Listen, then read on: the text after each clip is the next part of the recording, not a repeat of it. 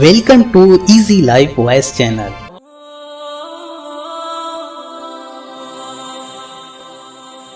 Dear viewers, ये video specially उन वालिदैन के लिए है जो अपने बच्चों के हरकत और उनके जल्द गुस्सा हो जाने की वजह से परेशान रहते हैं। नौउम्र बच्चों में गुस्सा या नाराज़गी के मुख्तलिफ वजूहात हो सकते हैं, लेकिन जहन में रखें कि कोई भी बच्चा खुद नाराज़ नहीं होना चाहता है। उम्र के इस मरहले पर बच्चों को अपने ऊपर जज्बात का हावी कर लेना बहुत आसान होता है। उसकी वजह यह है कि उनके पास अपने गुस्से पर काबू पाने के लिए बड़ों जैसी महारत या जहन नहीं होते हैं। अपने नौउम्र बच्चों को किसी तरह की मायूसी पर काबू पाने का हुनर सिखाने का बेहतरीन तरीका यह है कि उन्हें उसकी असल वजह को पहचानने में उनकी मदद की जाए। आइए उन आम वजूहात का जायज़ा लेते हैं जिनकी वजह से बच्चे तैश में आ जाते हैं। नंबर 1, ब्रेन डेवलपमेंट यानी दिमाग की नशूदनुमा। नौउम्र बच्चों के दिमाग का जज्बाती वाला हिस्सा पहले पुख्ता हो जाता है, जो खौफ और जारखाना रवैये के लिए जिम्मेदार है।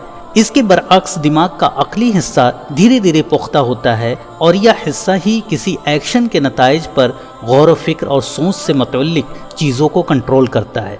चूँकि बच्चों के दिमाग इस उम्र में अब भी पुख्ता हो रहे होते हैं, इसलिए उन पर जज्बात का जल्द हावी होना आसान होता है।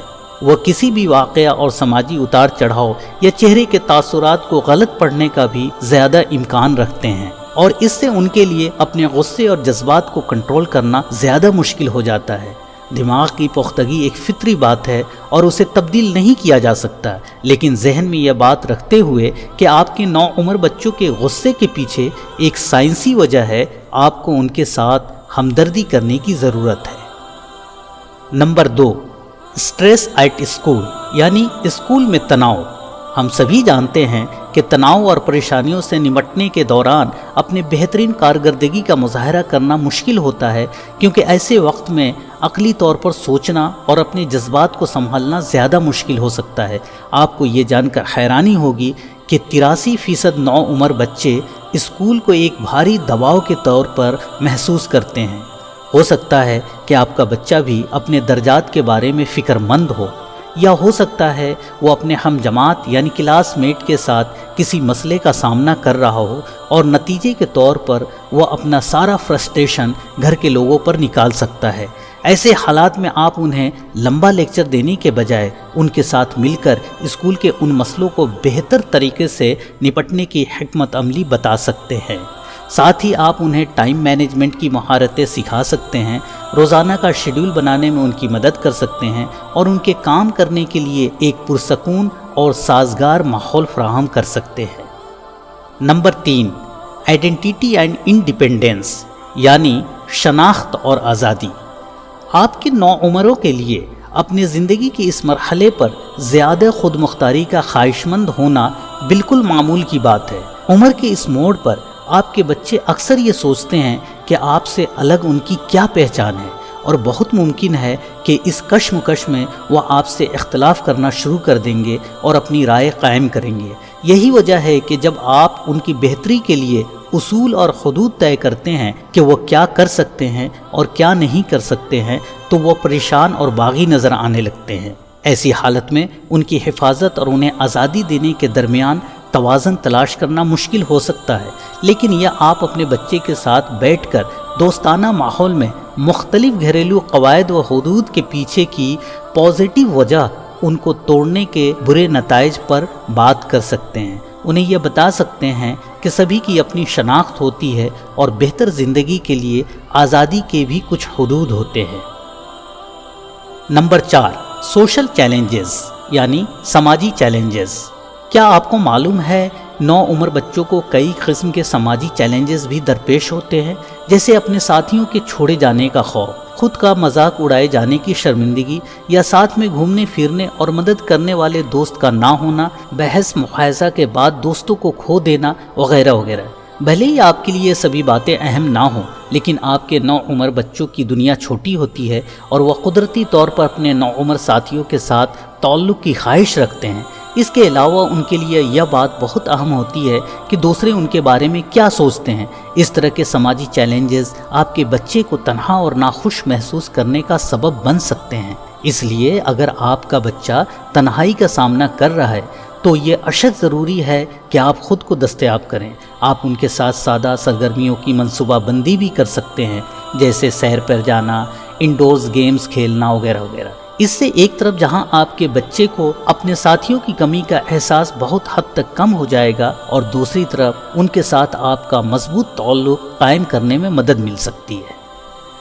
Number 5، lack of coping skills, یعنی مہارت میں پیچھے رہ جانے کی اداسی۔ ڈیئر ویورز، جب کسی ناخوشگوار یا تکلیف دہ صورتحال کا سامنا کرنا پڑتا ہے تو آپ کا نوعمر بچہ اپنے مشکل جذبات سے نپٹنے کے لیے اکثر غصے کا اظہار کر سکتا ہے۔ والدین کے طور پر یہ یاد رکھنا ضروری ہے کہ آپ کے بچے آپ کو ناراض کرنے یا مایوس کرنے کے لیے ایسا نہیں کر رہے ہوتے ہیں، بلکہ وہ کسی اداسی یا تکلیف میں ہو سکتے ہیں۔ لہٰذا ان احساسات کو بالواسطہ طور پر دور کرنے کے لیے برے رویے کا سہارا لے رہے ہوتے ہیں۔ ان حالات میں خود کو قابو میں رکھتے ہوئے آپ اپنے بچوں کو چیلنجز یا تناؤ کا بہترین طریقے سے نپٹنے کا طریقہ سکھا سکتے ہیں، جیسے انہیں مشورہ دیں کہ وہ اس شخص سے بات کر سکتے ہیں جس پر وہ بھروسہ کرتے ہیں۔ ایسی سرگرمیوں یا کھیلوں میں حصہ لینے کا سجھاؤ دیں جس سے ان کے تناؤ کو دور کرنے میں مدد مل سکتی ہے، اور کسی کوچ یا تھراپسٹ کی مدد بھی لی جا سکتی ہے۔ نمبر 6، سلیپ ڈپریویشن، یعنی نیند کی کمی۔ تحقیق سے پتہ چلتا ہے کہ نیند کی کمی اور موڈ میں تبدیلی کے درمیان ایک گہرا تعلق ہے۔ خاص طور پر نیند کی کمی موڈ کو خراب کر سکتی ہے اور غصے، ڈپریشن اور اضطراب کو بڑھا سکتی ہے۔ ڈاکٹروں کا یہ سجھاؤ ہے کہ نوعمر بچوں کو ہر رات 8 سے 10 گھنٹے کی نیند پوری ہونی چاہیے۔ آپ اپنے نوعمر بچوں کو سونے کے وقت کا معمول قائم کرنے میں مدد کر کے انہیں نیند کو ترجیح دینے کی ترغیب دے سکتے ہیں۔ اس سلسلے میں آپ فون یا ٹیلی ویژن اور سوشل میڈیا کے استعمال سے متعلق حدود کا تعین کر سکتے ہیں۔ نیند پوری ہونے سے آپ کا بچہ روزانہ کے دباؤ سے نپٹنے اور اپنے جذبات کو بہتر طریقے سے منظم کرنے کے قابل بن جائے گا۔ نمبر 7، فیلنگ مس انڈرسٹوڈ، یعنی غلط فہمی کا محسوس کرنا۔ کیا آپ کو کبھی کبھی ایسا لگتا ہے کہ آپ اپنے نوعمر بچوں سے بالکل مختلف سمت پر ہیں؟ پریشان نہ ہوں، آپ اور آپ کے نوعمر بچوں کے لیے مختلف رائے اور توقعات رکھنا معمول کی بات ہے، لیکن دھیان رہے مناسب مواصلات یعنی کمیونیکیشن کے بغیر یہ فالتو بحث، مباحثہ اور تنازعات کا باعث بن سکتا ہے۔ اپنے نوعمر بچوں کے نقطہ نظر کو مسترد کرنا انہیں تکلیف دہ اور غیر اہم محسوس کرنے کا باعث بھی بن سکتا ہے، جس کی وجہ سے وہ بالآخر طیش میں آ سکتے ہیں۔ خود سے کسی نتیجے پر پہنچنے سے گریز کریں، اس کے بجائے جب آپ کا بچہ کچھ بولتا ہے تو اسے غور سے سننے کا حوصلہ کریں۔ اس سے آپ کو ان کو بہتر طور پر سمجھنے اور آپ کے تعلقات میں اعتماد اور باہمی احترام پیدا کرنے میں مدد ملے گی۔ پیارے والدین، ناراض نوعمر بچوں کو سنبھالنا آسان کام نہیں ہوتا۔ ان کے رویے سے کئی مرتبہ آپ کو سخت قسم کا غصہ آنا فطری ہے، لیکن یہ بھی حقیقت ہے کہ دنیا میں ہر چیز سے زیادہ ان سے محبت ہوتی ہے۔ اس لیے اگر ہم آگ سے آگ کو لڑانے کی کوشش کریں گے تو مسئلے کا حل کبھی نہیں ہوگا، بلکہ مسئلہ اور بد سے بدتر ہوتا جائے گا۔ دھمکانے یا تیز آواز سے چلانے کے بجائے اپنے نوعمر بچوں کی بات کو سنیں جب وہ اپنے جذبات اور رائے کا اظہار کریں۔ اگر ماحول زیادہ گرم ہو جائے تو اس وقت بات چیت روک دیں۔ جب آپ کا بچہ نارمل ہو یعنی ناراض نہیں ہو تو ایک اچھے اور دوستانہ ماحول میں بات چیت کی شروعات کریں۔